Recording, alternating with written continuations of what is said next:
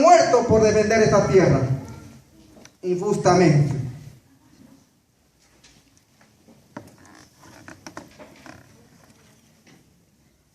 Por eso esta tierra está manchado de sangre. Porque muchos hermanos y hermanas han muerto por defender la tierra. Porque para ellos era importante defender la tierra, porque sin la tierra no podemos ser libres.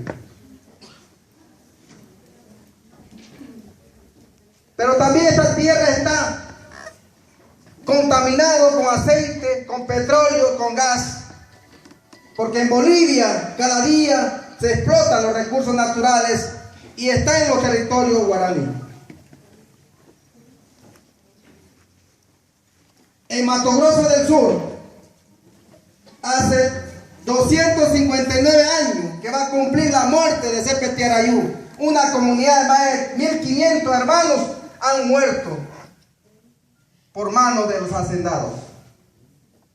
Algún día ustedes van a ver, y los brasileños conocen muy bien lo que estoy diciendo, solamente ha quedado una cruz grande que se lo recuerda a Cepe Tiarayú, un líder que decidió, que enfrentó a los portugueses, a los españoles, defender su tierra y prefirió morir por esa tierra. Ahora es una hacienda.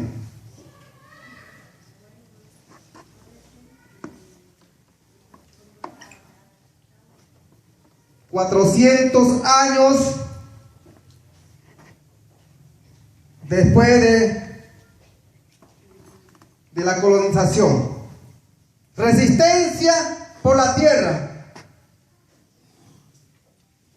100 años de silencio. 100 años de lutos en Bolivia.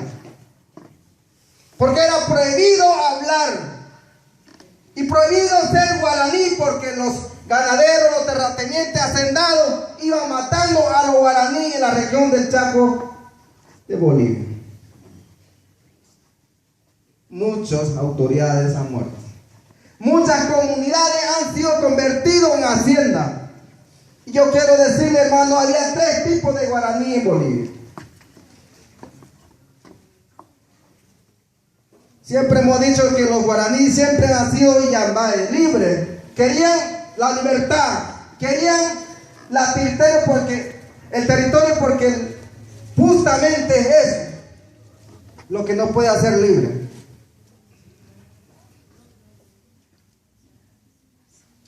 Pero ¿cómo podemos llegar a ser libres?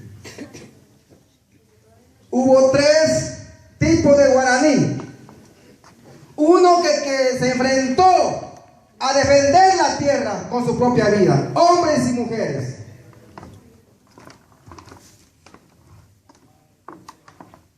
No le tuvo miedo al fusil. Prefirió morir. Mujeres que morían con su hijo en el brazo, luchando al frente del fusil. Pero hay otros guaraní que también tuvieron miedo del fusil, tuvieron miedo morir y se fueron a las misiones a vivir como esclavos, a esconderse en la iglesia, pero vivir bajo regla. Y hay otro tercer tipo de guaraní que no le quedó de otra: ser tomado como prisionero, hacerlo trabajar día y noche, y no pasaba de los 50 años que se reventaba su espalda, porque el patrón lo hacía trabajar día y noche en su propia tierra, porque le quitaron su tierra. Por eso nosotros debemos decir: justicia, tierra y libertad, porque justicia significa que nosotros los guaraní hacemos reverencia al alto, el que creó la tierra. Yo le invito a leer Génesis capítulo 1, versículo 1, que Dios creó primeramente la tierra. Yo quisiera que esto tengan que tomar en cuenta, porque aquí hay católico y evangélico. Y yo creo que es importante empezar de algo, porque no podemos nosotros venir acá a hacer historia, otra historia, sino saber quién somos realmente. Y dice, el Espíritu creó Dios los cielos y la tierra. En el principio, mejor dicho, creó Dios los cielos y la tierra. Y la tierra estaba desordenada y vacía. Y las tinieblas estaban sobre la faz del abismo. Y el Espíritu de Dios se movía sobre la faz de la tierra. Dios creó esta tierra. De cualquier estado que haya, Dios creó esta tierra. No vino a crear ni un presidente del estado. No vino el presidente de Estados Unidos, Barack Obama, a crear el estado o la tierra. No vinieron a crear los españoles. No vinieron a crear los ganaderos, los terratenientes, los hacendados que nos quitaron nuestra tierra. Y eso es indignante. Dios creó la tierra. ¿Y para qué creó la tierra?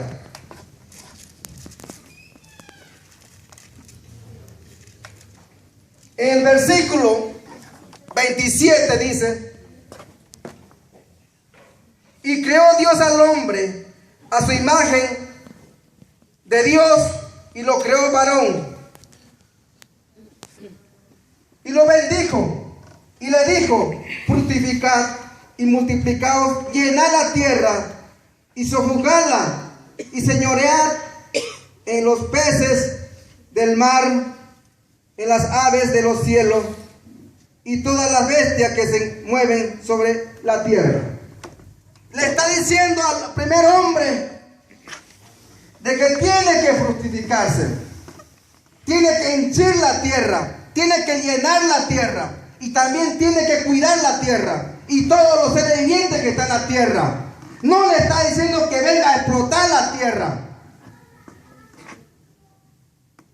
No le está diciendo que venga a contaminar la tierra. No le está diciendo que venga a envenenar el agua. No le está diciendo que venga a envenenar el aire, como lo hacen muchos. Solamente le está diciendo que cuide esa tierra. Por eso nosotros decimos justicia, tierra y libertad. Porque Dios pensó en su Hijo.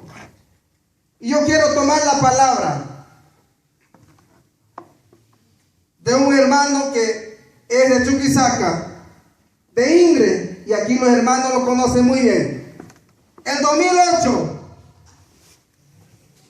el hermano Bonnie Rivero, en una asamblea en Monteagudo, estábamos hablando justamente de la tierra.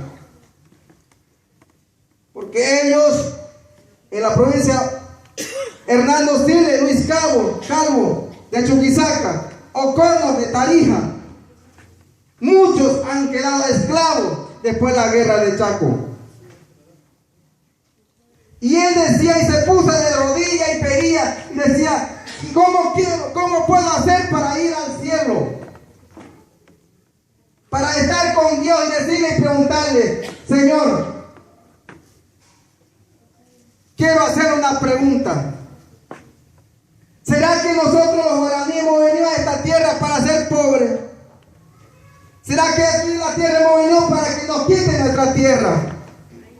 ¿Será que aquí en la tierra hemos venido para que seamos esclavos? ¿Será que aquí en la tierra hemos venido para ser tratados como salvajes? Y el hermano se ponía a llorar, porque era injusto que muchas familias de allá estaban en tierra de los patronos, siendo que esa es la comunidad de ellos, que han sido quitados por los hacendados, por la terratenientes y los ganaderos. Por eso debemos decir, hermano, de que nosotros no podemos ser libres si no tenemos tierra. Siempre vamos a ser esclavos si no tenemos tierra. Y yo sé muy bien lo que estoy hablando a los hermanos de Argentina. Muy bien de lo que están viviendo los hermanos de Brasil. Los hermanos de Paraguay como también Bolivia. El 10 de abril de este año yo estaba acá en Mato Grosso del Sur, en Atiguazú, con los hermanos Cayubá Guaraní y los Pura Guaraní.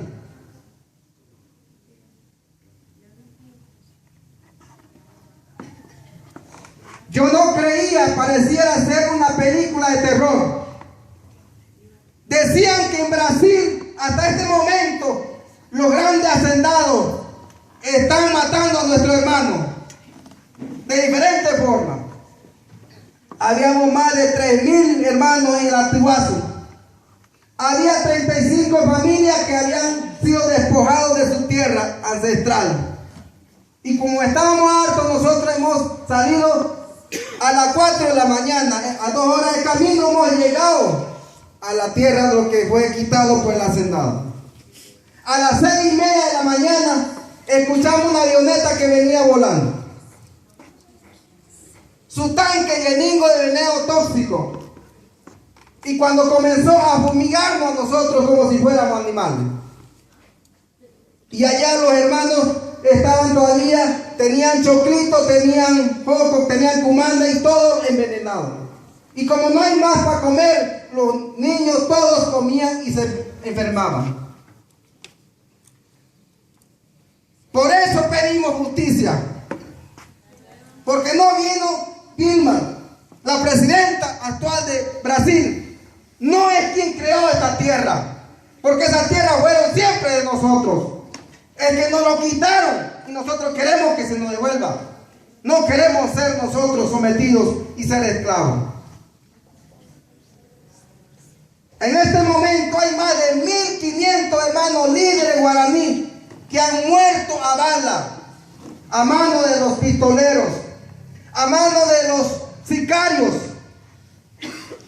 La semana anterior estaba en la comunidad Tacuara, en Mato Grosso del Sur. Estaban reunidos los hermanos. Vinieron los sicarios, los pistoleros, comenzaron a tirar balas y mataron a 2 jóvenes en plena asamblea. Y hasta ahora no encuentra el cuerpo de esos 2 hermanos. Lo matan y lo llevan y se lo llevan y lo botan o lo botan al mar para que nadie diga que ha muerto alguien. De los 1.500 hermanos guaraní que han muerto a bala, apenas 10 han logrado encontrarlo. Hemos estado en la protesta en abril. He estado en Brasilia. He pedido ir ante Tribunal Supremo de Justicia y hemos llegado. ¿Y sabe cómo hemos llegado al tribunal? En Brasilia. Hemos logrado entrar los hermanos guaraní de Argentina, de Misiones, los hermanos guaraní de Paraguay, nosotros de Bolivia y los hermanos de Brasil. 10 policías bien armados trae nosotros y otros 10 adelante, como si nosotros fuéramos cualquier cosa, el peor de los peores, maleante. Y entramos a la oficina y pensé de que nosotros por lo menos, como se hace en Bolivia, no iba a pasar a la oficina y no iba a sentar para atendernos. ¿Y cómo fue? Bien custodia hoy nosotros allá. Solamente abrió la ventana el presidente del tribunal y nos atendió en el pasillo. Y la hermana Delicia Verón se puso de rodillas y decía: presidente, por favor, no nos mate. Ya no queremos morir. Déjenos vivir. Llorando. Y a mí me dio tanta rabia ver a una hermana de rodillas pidiéndolo a un varón que yo no lo mate. Porque a su papá le habían matado al inicio de gestión. Al inicio de este año lo mataron. A Marco Verón lo mataron. A su papá, esa hermana. A su hermano lo mataron, era otro líder. A su tío lo mataron porque era otro líder. Por eso decimos justicia, paz y libertad. Porque los guaraníes siempre somos libres. Nadie nos puede someter. Allá en Brasil están matando a los hermanos a bala. Se tenía que aprobar en el Congreso de la Federal de Brasil el 19 de abril el artículo 215. ¿Y qué dice el artículo 215? Han pedido a la presidenta de Dilma, los hacendados, los terratenientes, los ganaderos, de que se incluya ese artículo. ¿Qué quería decir? Que se elimine a los 242 indios que hay en Brasil. Que ya no exista indio en Brasil. Y por eso los 242 indígenas de Brasil se movilizaron en abril, en la cual hemos estado ahí.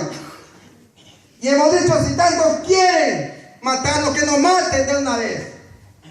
Y un ejemplo clarito. Los hermanos Cayubá Guaraní han declarado la guerra al Estado de Brasil. Hay más de 63,000 hermanos guaraní, entre hombres y mujeres, listos para pelear, para defenderse, porque no quieren ser sometidos, no quieren ser extranjeros en su país. Hay un estudio, hermano, de que cada 7 días un joven de 13 a 15 años se suicida. ¿Cómo se suicida? Se ahorca.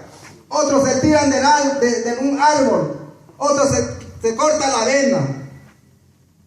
Y algunos decían que era porque estaba borracho o porque se lo quitaron su pareja. Y lograron salvar a un hermano joven que estaba a punto de suicidarse, y le preguntaron, le dijeron, hermanito, ¿por qué quieres morir? Y le dijo sencillamente, nosotros los jóvenes no tenemos futuro para vivir. Hemos visto a nuestro abuelo morirse aquí sobre la carretera. Hasta ahora hay más de 60 campamentos tirados por la carretera que no tienen tierra. En cada campamento más de 50, 100 familias. Los niños salen a la carretera y lo atropellan los camiones. Nadie dice nada. No tienen para comer, se muere de nutrición. No tenemos tierra y lo que tenemos nos lo están quitando. Porque allá cuesta más una vaca que una persona. Por eso no queremos vivir. No tenemos futuro. Y el segundo estudio lo que han hecho, que cada 12 días muere un hermano guaraní, profesor, líder, mujeres líderes, porque contratan los hacendados, los terratenientes, sicarios, le pagan $100. La vida de un guaraní apenas vale $100, que es como 100 bolivianos allá en nuestro país. No cuesta nada nuestra vida. De aquí de Paraguay están contratando matones para llevar aquí a la frontera a matar a los hermanos guaraní.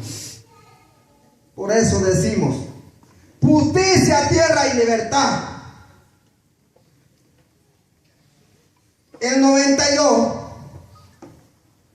el hermano Mateo Chumira, en un acto simbólico, significativo en Curiyuqui, donde fue la masacre, ante el presidente Jaime Paz Zamora, le estaba entregando un bocollenindo de demanda sobre la educación.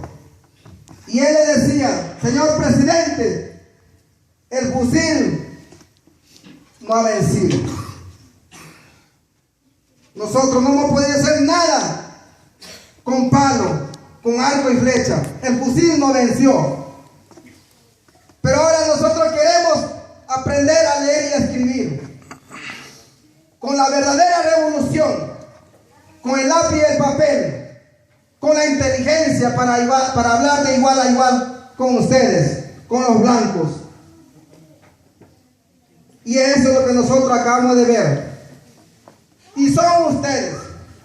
Por eso yo digo, hermano, parece que ese pacto que hizo aquel líder vamos a romper en cualquier momento. Porque hemos visto que también ni con el papel no podemos nosotros hacer nada. Porque este estado está cada vez más furioso. Los estados están organizándose para terminar con la vida de los indígenas. En Paraguay 2 veces ya han pedido cambiar la constitución para eliminar a los hermanos indígenas que viven en Paraguay. En Bolivia nosotros estamos muriendo lentamente. De repente nosotros no nos están matando con balas como lo hacen en Brasil. Pero nos están matando a través de las leyes, a través de decretos, porque nos están atando de pie y mano. Y yo quiero decirle, hermano, desde ayer he escuchado hasta ahora decir, queremos reconocimiento. Y yo quiero decirle, hermano, que en Bolivia el artículo 2 de la Constitución dice que los indígenas somos preexistentes, somos preconstituyentes. ¿Qué significa? Que nosotros hemos sido antes de este Estado, que nosotros hemos sido antes de la creación de todos.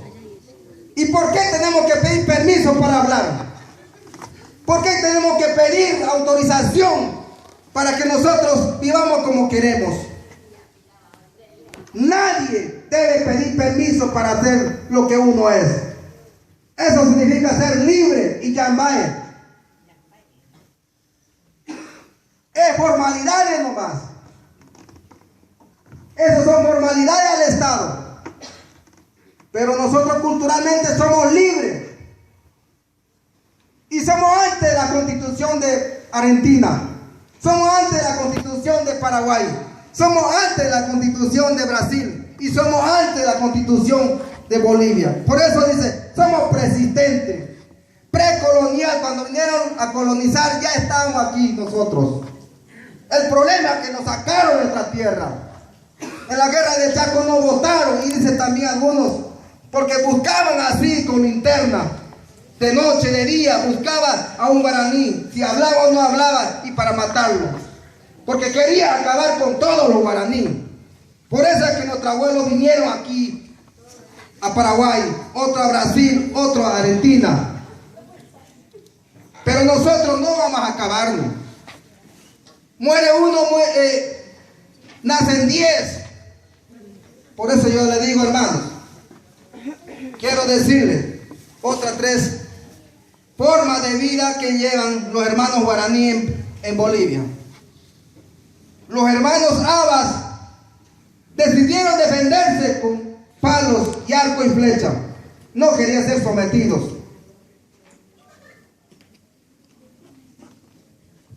Los hermanos Tapuy y Soseño, ellos tenían otra forma de luchar.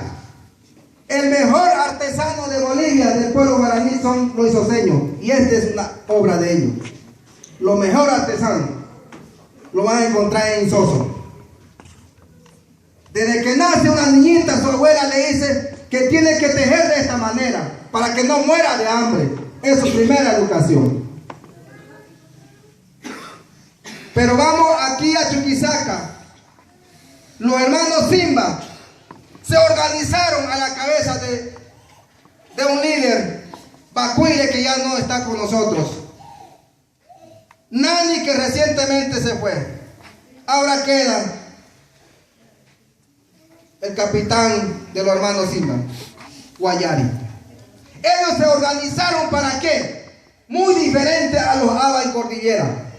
Ellos se organizaron hasta ahora para que no entre la educación en sus comunidades. Hasta ahora no hay una escuela en Tentayapi.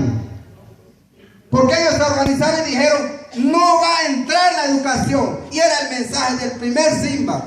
Porque cuando entre la educación aquí, nuestros jóvenes, nuestros niños se van a olvidar de hablar el idioma. Ya no se van a vestir las mujeres como mujeres. Ya no se van a vestir los hombres como hombres. Por eso yo le digo, y yo le digo con ejemplo claro, el 2010 cuando era presidente, fueron 2 líderes conmigo. Y allá se fueron de pantalón. Y el burmicha de allá dijo, ¿usted es hombre o mujer? Porque las mujeres es como nuestras mujeres. Aquí está, ahí está el tiro. Los que se ponen pantalón ya son hombres. Y le dijo, cuando vuelvas para la próxima del pantalón, aquí delante de todos te vamos a sacar tu pantalón y te vamos a poner vestido. Ellos tienen una educación. Y yo quiero decirle a cada uno de ustedes lo que forman. Los académicos, licenciados, sociólogos, antropólogos, abogados. La educación no solamente es entrar en la escuela a escribir y leer y escribir. Yo le invito a que vaya a Tentayapi. Allá tiene la verdadera educación. Porque allá de verdad hay amor, hay paz, hay armonía. Hay ese contagio de ser guaraní. Por eso ellos se organizaron y dijeron que no entre la educación acá. Porque no queremos que nuestros hijos se avergüencen de nosotros los viejos. Y es verdad. En Cordillera muchos jóvenes se avergonzaron cuando por primera vez se apareció el SEMA. Ya sabía leer y escribir, se avergonzaba de su papá, de su mamá. Pero son luchas, de diferentes luchas, y simplemente tienen un objetivo: ser Iyambae, ser libre, no depender. Iyambae no significa no tener mujer, no tener marido, no. Ser libre en la forma de pensar, no escuchar o no hacer lo que dice tu vecino, o lo que dice tu mujer, lo que dice tu marido. Tenés que pensar vos mismo y hacer lo que vos pensás. Eso es ser libre. Hablar libremente. Por eso, hay muchas formas de ser libre. Por eso es lo que yo quiero decirle en esta tarde, para ir cerrando. Es importante ver, hermano, y esto va para los líderes. Yo quiero decir que aquí en la nación guaraní somos un ejército. Y ejército de diferentes maneras. El ejército, cualquier ejército, siempre hay artilleros, la caballería, infantería. Todos nosotros podemos ser algo de eso. Algunos están llevando el mensaje, están llevando la lucha de cualquier manera. Como Elías está llevando a través de la escritura. Usted está llevando a través de la artesanía. O alguien está llevando a través de historia. Pero este ejército necesita tener un buen comandante. Y ese comandante tiene que estar bien armado, bien preparado, bien organizado. Lo que estamos viviendo en el pueblo guaraní en este momento es muy triste. Y voy a tomar la palabra del hermano Cayubá guaraní de Brasil. Otoniel Ricardo decía que los líderes no tenemos que hacer pacto con ningún Estado. No tenemos que hacer alianzas con el Estado. Porque en el momento que hagamos, dejamos de ser guaraní y no podemos defender a nuestra organización. Y eso es lo que le pasa a muchos líderes que están haciendo pacto, están haciendo alianzas y lo están vendiendo a su organización. Y eso no sirve, hermanos. Y voy a tomar la palabra del hermano Bonifacio Barrientos Iyambae. Dos cosas que dijo muy importantes. El primero, le digo, antes que yo me muera, esto fue en el 80, no quiero que permitan, no abran la puerta a los políticos que entren a nuestra casa. Cuando usted entre, cuando deje entrar, los políticos van a venir a robar lo poco que tenemos. Nos va a dejar pobres. Y ellos se van a subir en un avión, una meta a otro país. Pero nosotros no vamos a quedar divididos, debilitados. Y le dijo a su propio hijo, Bonifacio Barrientos Chico. Y le dijo, mira, simbólicamente, antes que me muera, le entregó públicamente una asamblea. Hijo, le dice, vos vas a ser mi sucesor. Yo me voy a morir, ya estoy viejo, pero vos vas a ser el que va a llevar el mensaje de mí. Te entrego la mejor herramienta para que te puedas defender y hacer respetar a tus hermanos. Con esto tenés que estar siempre. Le entregó una hacha, una pala y un azodón. Con esto no te vas a morir de hambre. Con esto no vas a necesitar para que esté robándole a tu organización. Hermanos, eso justamente lo que pensaron aquellos se está cumpliendo ahora. Yo quiero llamar a una reflexión a los líderes, tanto mujer como hombre, a jóvenes, adultos y ancianos. Los líderes no nos podemos pelear entre nosotros. Puede ser que el menor sepa mejor que el mayor. No siempre el mayor sabe lo que sabe el menor. Pero lo que se ha visto ahora es que hay mucha pugna de poder. Hay mucha ambición, mucho egoísmo. Ya no hay amor entre los líderes. ¿Y cómo va a defender a su tierra? ¿Cómo va a defender a sus hermanos? Si entre líderes se están peleando. Y eso es lo que está pasando en mi país. Hace 3 días hemos concluido una asamblea. Se están peleando por los cargos. Y solamente quieren venir al cargo para poder robar a su organización. Ya hemos pasado de los patrones. Los blancos venían a quitarnos lo poco que teníamos. Venían a esclavizarnos. Venían a engañarnos.